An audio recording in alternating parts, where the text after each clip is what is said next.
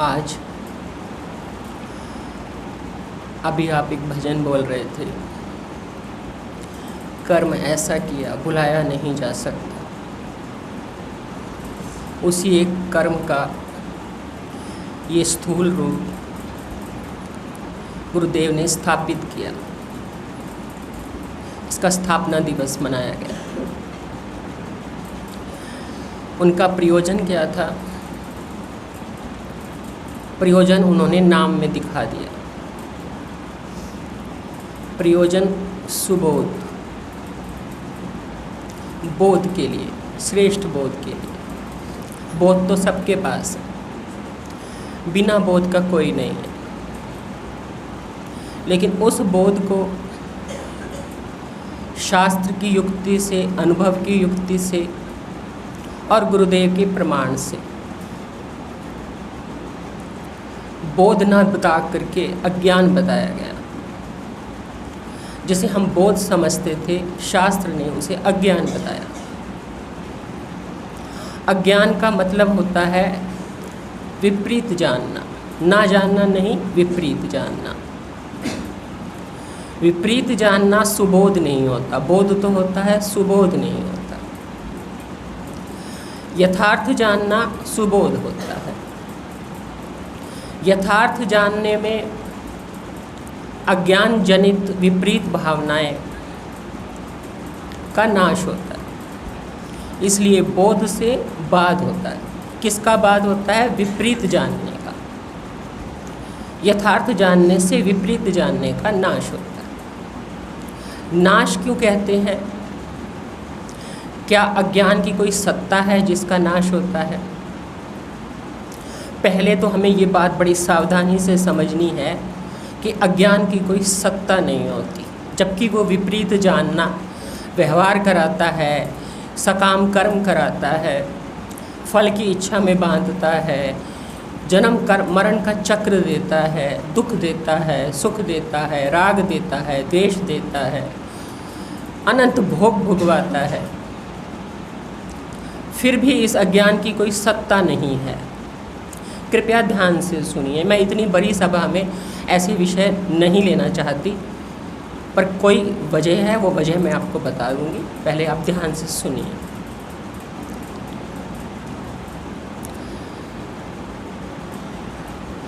बोध, बोध क्या है? सुबोध। वो बोध नहीं जिसे हम बोध समझते थे।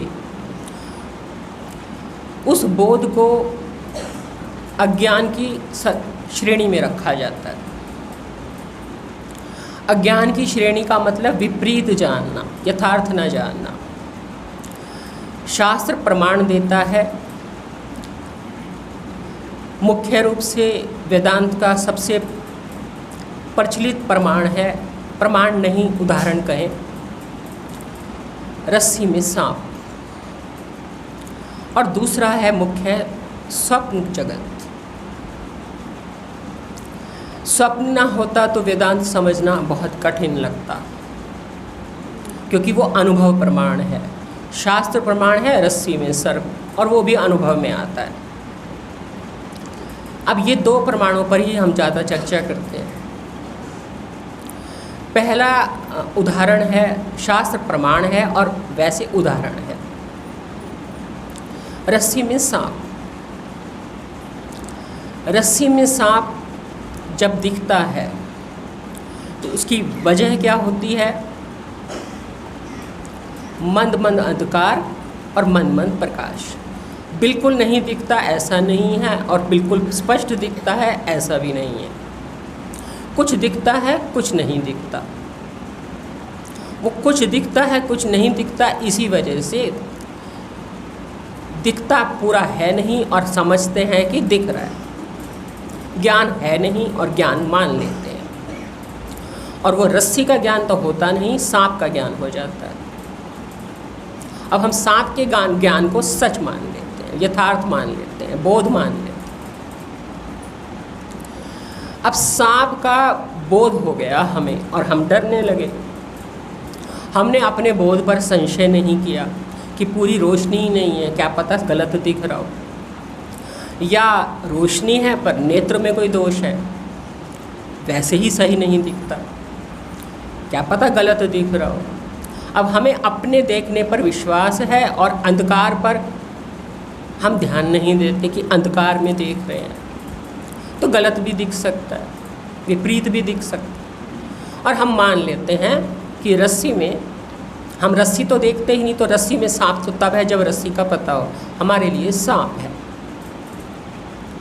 अब सांप समझ लिया तो डर रहे हैं, परेशान हो रहे हैं, अशांत हैं, उपाय करते हैं, कुछ कर्म करते हैं कि कैसे ये सांप जाए। पर गुरुदेव कहते हैं कर्म से कुछ नहीं होगा। क्यों कर्म से कुछ नहीं होगा? क्योंकि कर्म से तब हो जब वहाँ सांप हो,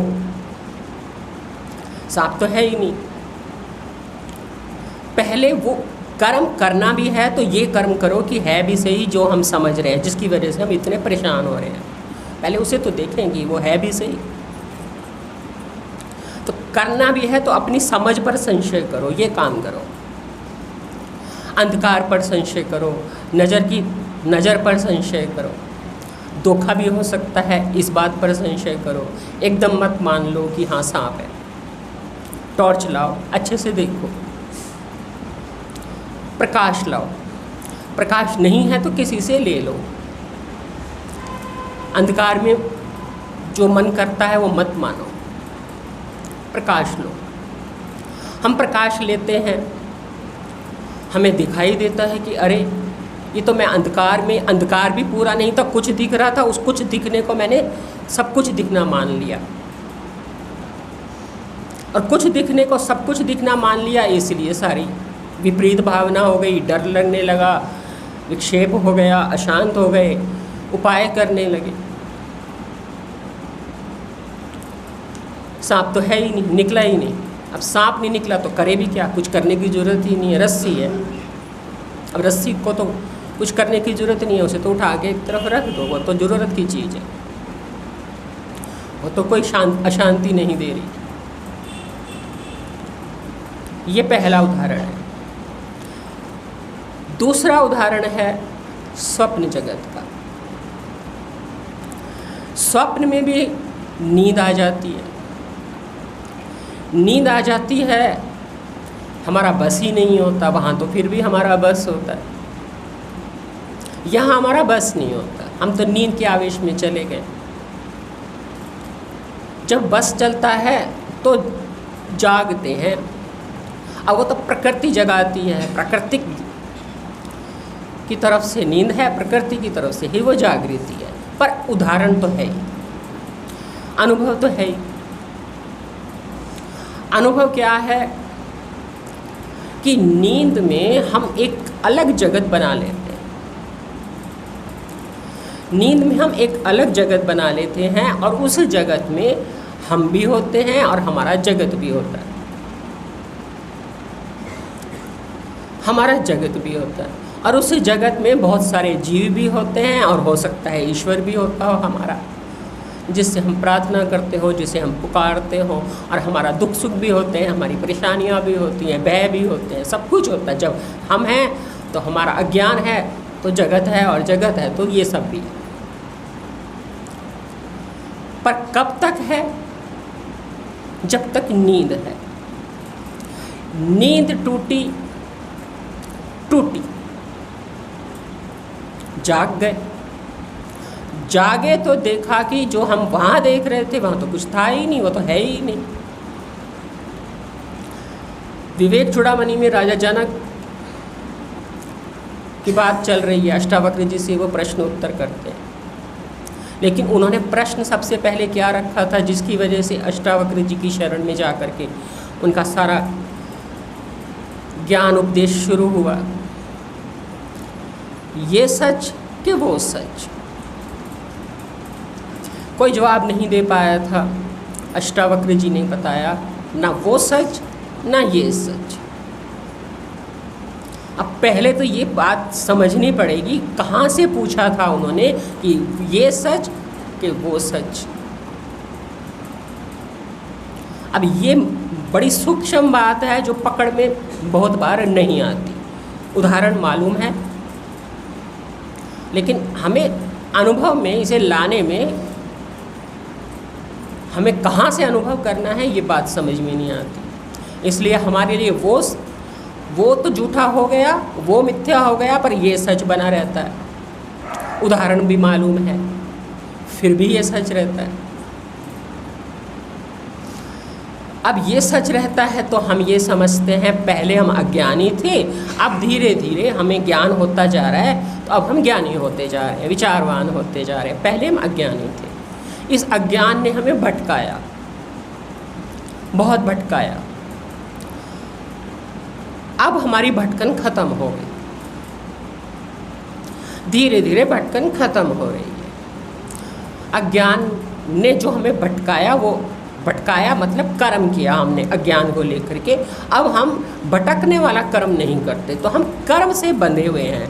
पहले भटकने वाले कर्म से बंधे थे, अब ना भटकने वाले कर्मों से बंधे हैं। रस्सी में सांप का उदाहरण ये कहता है कि करने के कर्म तो तब तक किए जाते हैं जब तक सर्प दिखता है। रस्सी दिखने के बाद कर्म नहीं होते, बोध होता है, और बोध के बाद श्रम नहीं होता, विश्राम होता है। ध्यान से सुनिएगा, श्रम नहीं होता, विश्राम होता है। श्रम था सर्प समझने के कारण, भटकना था सर्प समझने के कारण, अज्ञान के कारण। पर वो अज्ञान की क्या सत्ता है ये समझना बड़ा जरूरी है। नहीं तो हम ये मान लेंगे कि एक पक्ष ये है कि जब हम अज्ञान से भटकते थे, दूसरा पक्ष ये है कि अब अज्ञान हमें नहीं भटकाता, हमें नहीं भटकाता। अब आप ही इस चीज़ का निर्णय करिए, मैं नहीं करूँगी। निंद्रा के उदाहरण से, निंद्रा के उदाहरण में आप इस चीज़ को निर्णय कीजिए, जस्टिफाई कीजिए, क्या ये सही है? हमारी समझ कि पहले हम अज्ञान में भटकते थे, अब हमारी भटकन खत्म हो गई, अब हम नहीं भटकते, हमारी भटकन खत्म हो गई। नींद में हम भटक रहे थे, दुखी राजा जनक भटक रहे थे गरीब बन करके, कुछ नहीं था। जागे तो उन्होंने देखा मैं तो महल में हूँ, मैं तो अपने सोने के बिस्तर पे हूँ, तो कुछ भी नहीं भटक रहा था। वो ये कहेंगे कि मैं कुछ भी नहीं भटक रहा था, या ये कहेंगे कि कुछ हुआ ही नहीं था, तो ना मेरा वो होना सच था, ना भटकना सच था, ना स्वप्न सच था। क्योंकि स्वप्न ही सच नहीं था, तो मैं जो देख रहा था वो भी नहीं सच नहीं था, और ना मेरा भटकना सच था। और अब मैं ये कहूँ कि मैं भटक रहा था, तो मैं नहीं भटक रहा था, क्योंकि मैं जो देख रहा था वो सब कुछ ही नहीं, यह अयथार्थ था, काल्पनिक था, स्वप्न दोष था, निंद्रा दोष था। मेरी मानसिक सृष्टि थी, मानसिक सृष्टि में मैं ये देख रहा था कि कुछ हुआ है। अब मैं जागने के बाद ये अनुभव कर रहा हूँ कि ना मैं भटक रहा था, ना मैं कुछ देख रहा था, ना मैं वहाँ था, मैं तो मन से वहाँ था। जागृत में तो मैं बिस्तर पे हूँ। सभी के साथ ये ऐसे अनुभव होते होंगे अपने जीवन में, खाली राजा जनक के साथ तो हुआ नहीं।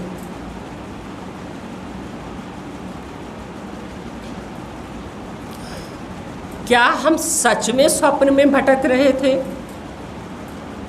नहीं, जाग के हम नहीं कहेंगे हम भटक रहे थे, वो तो हम नींद में भटक रहे थे। जाग के तो हम कहेंगे भटकना भी नहीं, स्वप्न भी नहीं, सब कुछ काल्पनिक, कुछ भी हुआ ही नहीं था, बिल्कुल भी कुछ नहीं हुआ था। वहाँ बारिश थी, यहाँ मैं बिल्कुल गीला नहीं हुआ, वहाँ आग लग रही थी, यहाँ कुछ नहीं जला। पूज्य बीजी महाराज टीवी स्क्रीन पर भी जो कुछ दिखता है उसका भी उदाहरण दिया करते हैं। जलने की बात पर मुझे ध्यान आया, पंचदशी में नाटक दीप प्रकरण आता है, वहाँ दिया करते हैं। वहाँ पानी दिख रहा है, कुछ भीग नहीं रहा, स्क्रीन तक नहीं भीग रही। आग दिख रही है, वहाँ कुछ नहीं हो रहा। जो कुछ दिखता है, रोना धोना, मेरा तेरा, वर्षों का प्यार, वर्षों से पाला, बिछुड़ गए, सब कुछ अयथार्थ, काल्पनिक, मानसिक, कुछ भी सच नहीं है वहाँ जो स्क्रीन पे दिख रहा है। मन से आप देख रहे हो, मन से उन्होंने बनाया, उन्होंने कल्पना से बनाया, आप भी कल्पना से देख रहे हैं। वहाँ कुछ नहीं हुआ, एक भी रिश्ता सच्चा नहीं, एक भी भाव सच्चा नहीं, एक भी संबंध सच्चा नहीं, एक भी मेहनत से पालना सच्चा नहीं, एक भी संबंध सच्चा नहीं। किसी का कोई लंबा चौड़ा गहरा 50 साल से पाल रहे हैं, 20 साल से पाल रहे हैं, सब काल्पनिक, सब झूठ, सिर्फ मनोरंजन है, काल्पनिक दुनिया है। हुआ कुछ नहीं, करके ऐसे दिखाते हैं बहुत कुछ हुआ, हुआ कुछ नहीं। वो भटकना उनका झूठा, अज्ञान झूठा, वो सब जानते हैं, अंदर से वो सब जानते हैं, हमारा कोई संबंध नहीं, कोई नहीं मानते वो संबंध है, हमें दिखा रहे हैं। क्यों? उन्हें यथार्थ ज्ञान है अपने बारे में, करैक्टर के बारे में। करैक्टर करते हैं पर एक्टर को अपनी सच्चाई पता है। करैक्टर अलग है, एक्टर अलग है।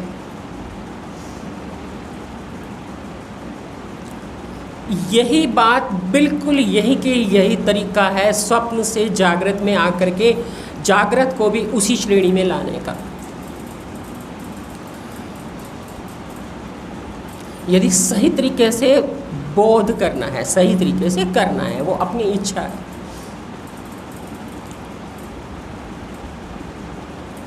पर दिया इसी तरह से है शास्त्र ने।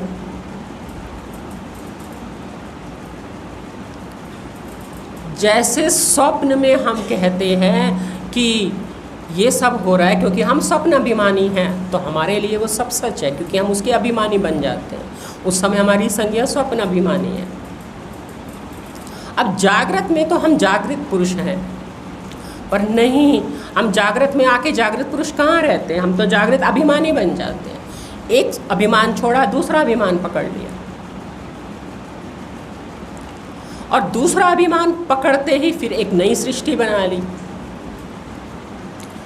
और वो जो नई सृष्टि हमने बनाई, वो कहाँ से बनाई, वो समझने की बात है। वो बनाई हमने अंतःकरण के संग से। जो रस्सी में सांप का उदाहरण दिया जाता है, वो यहाँ से दिया जाता है कि जैसे रस्सी में सांप नहीं होता, ऐसे आत्मा में क्या नहीं होता? जीव नहीं होता, कर्ता नहीं होता, भोक्ता नहीं होता।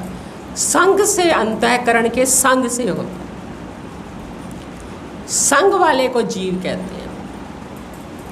इसलिए अंतःकरण विशिष्ट चेतन जीव है, विशेषण युक्त हो जाता है, वो जीव कहलाता है।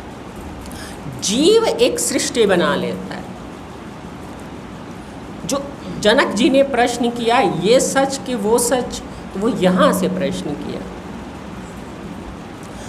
वहाँ मैंने एक सृष्टि बनाई, यहाँ भी एक मैं सृष्टि बना रहा हूँ। इतना तो मालूम है उन्हें, इतना विवेक उन्हें है कि मैं यहाँ सृष्टि बना रहा हूँ, पर कौन सी सृष्टि सच्ची है और क्यों ये भी सृष्टि है, ये क्यों फिर मुझे वहाँ भी दुख दिखते थे, यहाँ भी सुख दुख दिखते हैं। वहाँ मुझे दुख दिखा भिखारी होने का, यहाँ मुझे राजा होने का सुख दिख रहा है, पर ये सुख मेरा वहाँ भी छूट गया और वो दुख यहाँ भी छूट गया। तो वहाँ का दुख यहाँ वियोग चला हो गया, यहाँ का सुख वहाँ नहीं गया, वहाँ का दुख यहाँ नहीं आया। परिवर्तन हो गया, क्योंकि अभिमानी परिवर्तित हो गया, अभिमानी परिवर्तित हो गया, समझ नहीं परिवर्तित हुई, बोध नहीं परिवर्तित हुआ, अभिमानी बदला। और जैसे ही अभिमानी बदला,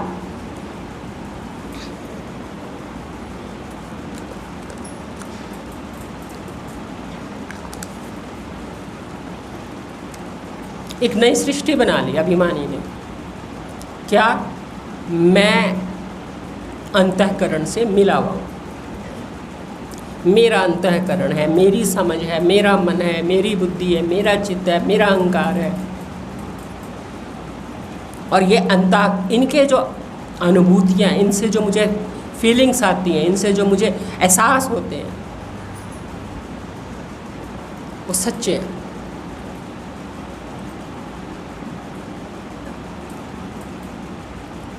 और रस्सी में सांप कहता है, जैसे रस्सी में सांप तीनों कालों में नहीं हुआ, ऐसे आत्मा में ये कर्ता भोक्ता, ये एहसास जो हो रहे हैं कि मैंने अंतःकरण से मिलके, मेरा मन ऐसा, मेरी बुद्धि ऐसी, मेरा अहंकार ऐसा, मेरा चित्त ऐसा, मैं ऐसा,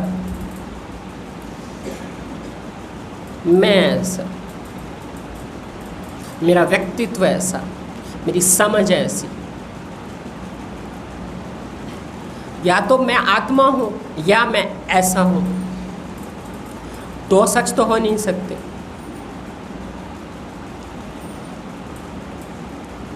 मैं आत्मा हूँ या तो रस्सी है या सांप है, दो तो नहीं हो सकते। रस्सी में सांप नहीं होता, सांप बिल में होता हो सकता है। सांप जैसी चीज़ ना एग्जिस्ट करती हो ऐसा नहीं है, सांप होता है पर रस्सी में नहीं होता।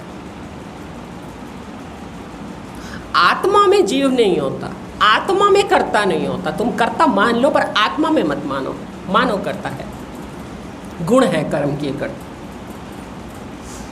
कर्ता नहीं होता। ऐसा मना नहीं किया शास्त्र ने, कहा गुण होते हैं कर्ता, होते हैं कर्ता। तुम नहीं होते कर्ता,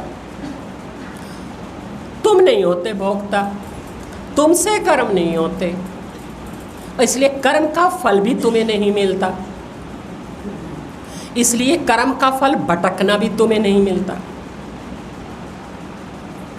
दुख भी तुम्हें नहीं मिलते, क्योंकि जब कर्म तुम नहीं करते तो भटकना भी तुम्हें नहीं मिलता। अब चूंकि तुम कहते हो हम कर्म करते हैं, इसलिए उसका फल भी भटकना तुम्हें दिखाई देता है।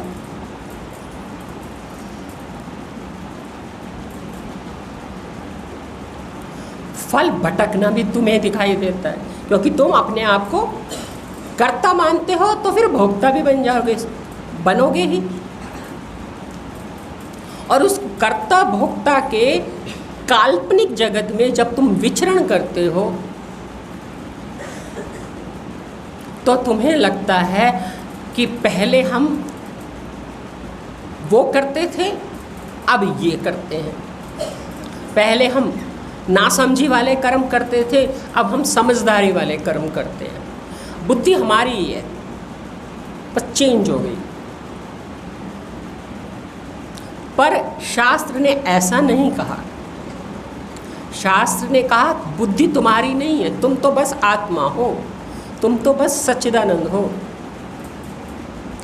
बुद्धि तुम्हारी है तो फिर तुम्हारी पहले बुद्धि अज्ञान वाले काम करती थी, अब ज्ञान वाले काम करती है, विचार वाले काम करती है। तो विचार तुम करते हो, ज्ञानी तुम हो गए, तुम विचारवान हो गए, तुम समझदार हो गए, तो तुमने एक स्वप्न देखना छोड़ के दूसरा स्वप्न देखने लगे। एक सर्प तो छूट गया पर रस्सी का ज्ञान नहीं हुआ।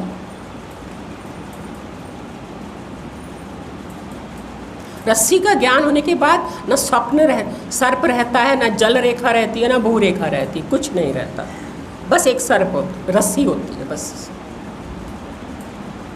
इसलिए अंतिम बात यही कही गई कि आत्मा एव इधर सर्वम इदम सर्वम, ब्रह्म एव इदम सर्वम, आत्मा एव इदम सर्वम। दूसरा नहीं है। दूसरा पहले यहाँ ख़त्म करना पड़ेगा, फिर बाहर ख़त्म होगा। दूसरा कौन? पहले मैं अविचारवान थी, अब मैं विचारवान हूँ। पहले मैं भटकती थी, अब नहीं भटकती।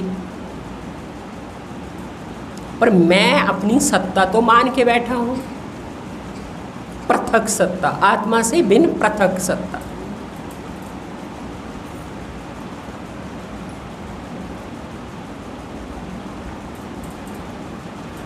आत्मा से भिन्न पृथक सत्ता मान के बैठना, रस्सी में सांप देखना है, स्वप्न में जगत देखना है। क्योंकि वहाँ अकेला होते हुए भी कितना कुछ बना लिया।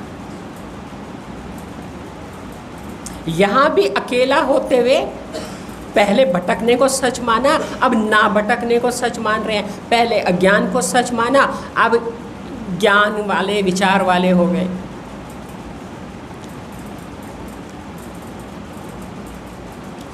आप ज्ञान वाले नहीं हुए, बुद्धि के विचारवान हो गई।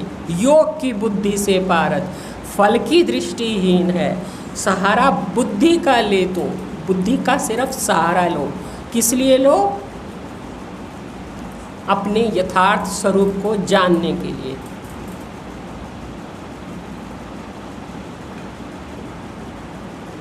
अपने यथार्थ स्वरूप को जानने के लिए। और इसीलिए थोड़ा सा समय की सीमा है, बात ख़त्म करना चाहती हूँ। इस बात को समझने में आपको हो सकता है कठिनाई मालूम पड़े, पर धैर्यपूर्वक विचार कीजिए। एक एक उदाहरण को सावधानी से विचारिए।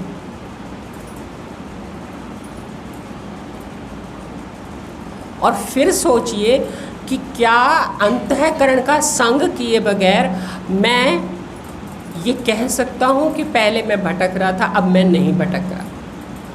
भटकना अभटकना दोनों मेरे सामने हैं, दोनों दृश्य हैं, मैं दोनों का साक्षी हूँ। भगवत गीता में भगवान ने कहा है, मुझसे ज्ञान भी है, मुझसे अज्ञान भी है, स्मृति ज्ञान ना जानना है। मुझसे स्मृति भी ज्ञान भी ना जानना, मुझसे, मुझसे यानी आत्मा से। मैं अधिष्ठान हूँ, जानने का भी ना जानने का, स्मृति का भी।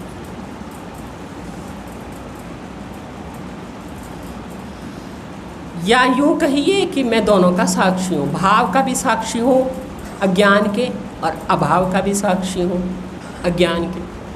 विचार का भी साक्षी हूँ, अविचार का भी साक्षी हूँ। अविचार भी मैं देखता था, समझता था कि मैं ऐसा हो गया।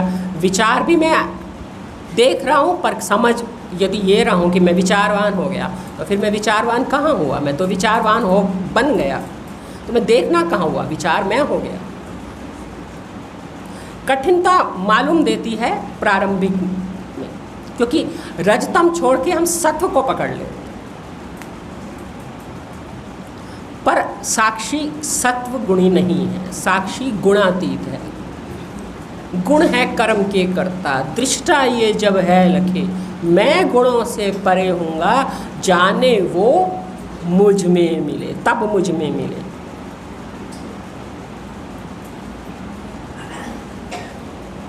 गुण है कर्म के कर्ता, विचार भी गुण है, सत्व गुण। सत्व गुण इस विचार के कर्म का करता है।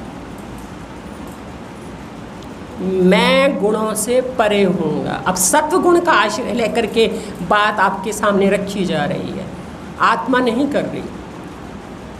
आत्मा श्रोता भी नहीं, आत्मा वक्ता भी नहीं। आपको भी, आपकी आत्मा हमेशा है, पर आप यदि सत्व गुण नहीं बढ़ाओगे तो आपको विचार नहीं कर पाओगे, समझ नहीं पाओगे। अब सत्व गुण बढ़ाना और घटाना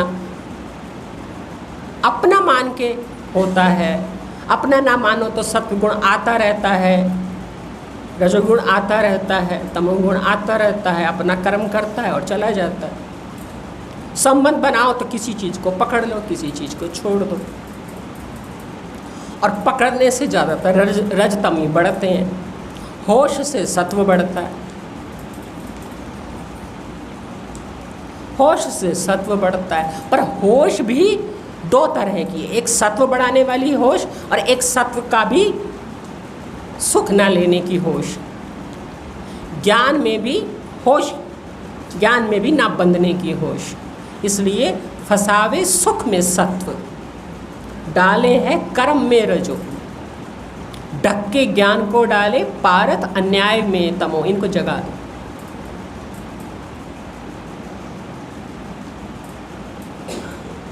डाले है कर्म में रजो, कर्म में रज डालता है।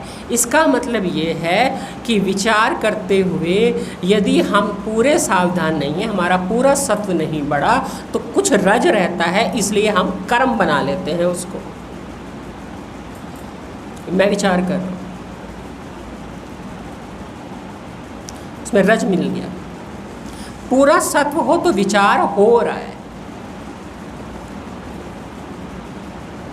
योग की बुद्धि, योग युक्त है बुद्धि। मैं बुद्धि नहीं हूँ, मैं अविचार काल में जीव हूँ। विचार काल में यथार्थ दिख रहा है, पर दिखना और ना दिखना दोनों मुझे नहीं हो रहे, मेरी मुझ अधिष्ठान के आश्रित हो रहे हैं। ना दिखने में भटकना है, दिखने में भटकना कम हो गया। भटकना कम जिसका हो गया वो भटकने को अपना मानेगा, तो उसका भटकना बस कम ही होगा, खत्म नहीं होगा। इसीलिए थोड़ा सा चेंज किया है मैंने, जो हम लोग बोलते हैं रोज। कविता बोलती है पर आप सब नहीं बोलते, क्योंकि आपको मालूम नहीं है। मैंने आपके आगे बात रखी नहीं। मेरा कर्तव्य बनता है कि मैं आपके आगे बात रखूं, इसलिए आप वही बोलते हो जो आप बोलते आ रहे हो। वो अलग बोलती है, क्योंकि मैंने उसे बता दिया। चेंज क्या किया है? भटके थे लिए हुए अज्ञान की जगह मोह निंद्रा लिए। मोह निंद्रा ने, क्या शब्द थोड़ा सा, मोह निंद्रा ने किया अज्ञान। मोह निंद्रा ने अज्ञान दिखाया। सच नहीं है ये अज्ञान, ना सच है ना भटकना, ना सच है भटकना। सच है केवल मैं आत्मा, सत है सत्य चित आनंद। एक भटकना मिथ्या हो जाएगा, तो हम यदि ये बात को एज इट इज करते हैं तो मुझे क्या ऑब्जेक्शन है? ऑब्जेक्शन मुझे ये है, आपका हित है, मेरा कोई अपना हित नहीं है, और मेरा काम यहाँ बैठ करके अपना हित साधना तो होगा नहीं। ऑब्जेक्शन मुझे ये है कि यदि हम ये मानेंगे कि हम पहले भटक रहे थे, तो अब हम ये मानेंगे कि अज्ञान सच्चा है, क्योंकि अज्ञान ने मुझे भटकाया। पहले तो वो अज्ञान हमारे लिए सच्चा हो जाएगा, अज्ञान की सत्ता हो जाएगी। अज्ञान की सत्ता को मानेंगे तो अज्ञान से लड़ने में कमज़ोर हो जाएंगे, कमज़ोर हो जाएंगे। पहली बात, क्योंकि जिसकी हम सत्ता मानते हैं उससे हम ज़्यादा लड़ नहीं पाते, कमज़ोर पड़ जाते हैं।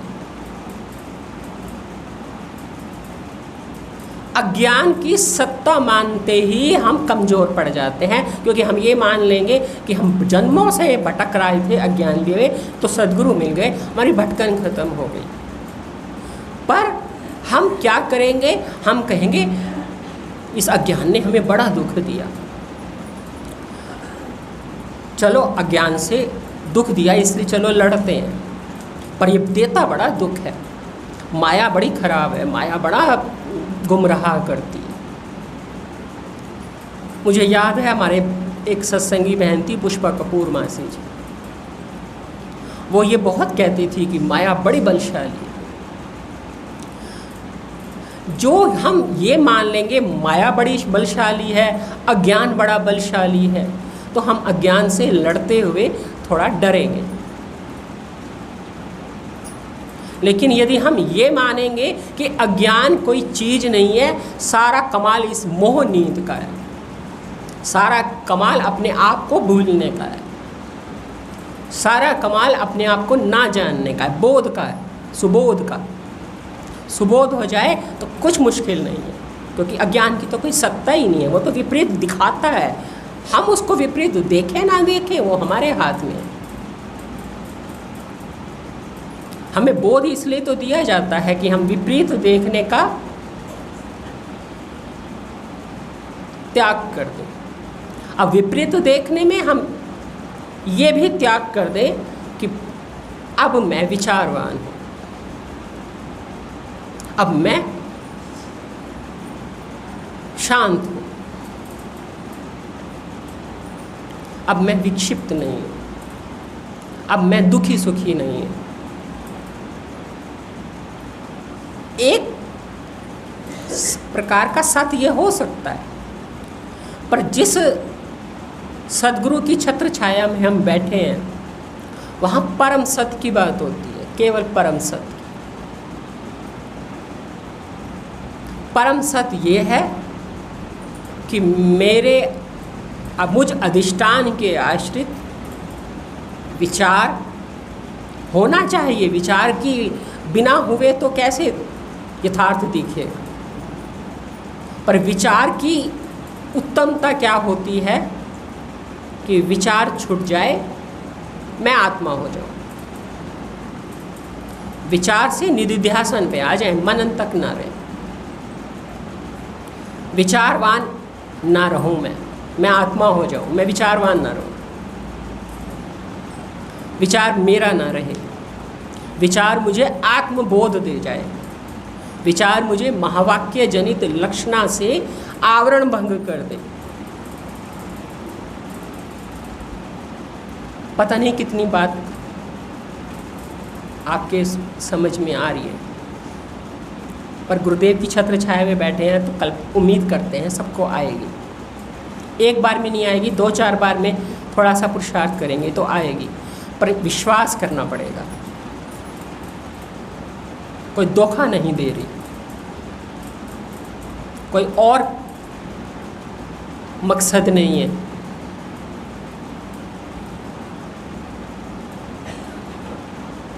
एक ही मकसद है, सच्चाई दिखाना। मोह निंद्रा ने किया ये सब। अभी भी यदि मोह निंद्रा रहेगी तो हमें लगेगा भटकना, अभी तो मैं दुखी थी, अब मैं सुख तो हम अपनाना चाहेंगे, दुख को हटाने के लिए ज्ञान का सहारा लेंगे। ये बड़ा खतरनाक है कि हम दुख को हटाने के लिए ज्ञान का सहारा लें और सुख को कहें कि हम तो सुख तो हमें अच्छा लगता है, सुख को हटाने के लिए क्यों ज्ञान का सहारा लें। सुख को तो हम भोगें, अनुकूलता को तो हम भोगें, प्रतिकूलता है तो हम विचार कर लेंगे, ज्ञान की तरफ थोड़ा महावाक्य सोच लेंगे, विचार कर लेंगे, चिंतन कर लेंगे। भाई दुख को हटाओ, दुख नहीं अच्छा लगता। सुख तो हम भोगेंगे, सुख तो हमारे लिए है, इसका हमें फ़ायदा नहीं होता। यहाँ भी हम गलती कर जाते हैं। हमें सुख दुख दोनों को नहीं भोगना। जो सुख भोगेगा वो दुख भोगे बगैर रह नहीं सकता, क्योंकि सुख में उसका राग बन जाएगा।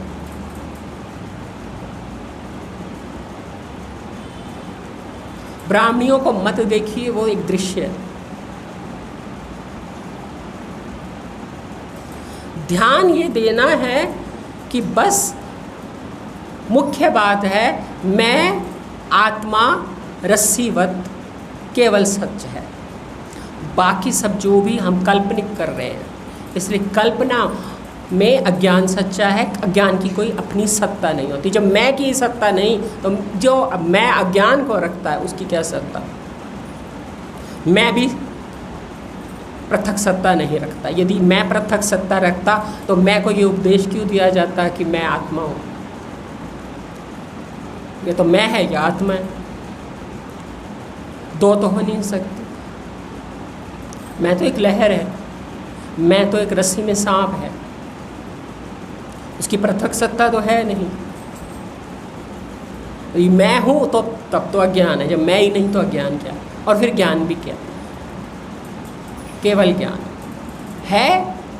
सच तो यही है, इसलिए थोड़ा सा सहयोग दीजिए। आगे से लिए हुए अज्ञान नहीं, भटक रहे थे लिए हुए अज्ञान नहीं, मोह निद्रा ने किया अज्ञान। जैसे आत्म आरती है ना, इसमें पूज्य बीजी ने बोला तन मन धन सब बाधित कीजिए। तो किसी 2-4 बहनों ने पूज्य बीजी से कहा कि बीजी बाध की जगह अर्पित कर दें। पूज्य बीजी ने कहा नहीं, अर्पित करोगे तो कर्ता बन जाओगे, बाध करो, बाध करो। इसलिए उन्होंने बाधित लिखवाया। काफ़ी समय यहाँ अर्पित ही चलता रहा, हम लोगों ने चेंज किया, हमने बाधित करवाया।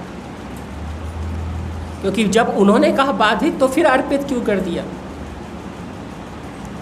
जब उन्होंने स्पष्ट मना किया अर्पित से तुम कर्ता बनोगे, बाध करो, सब कुछ का बाध करो, इस मैं का ही बाध करना है तो कौन अर्पित करेगा?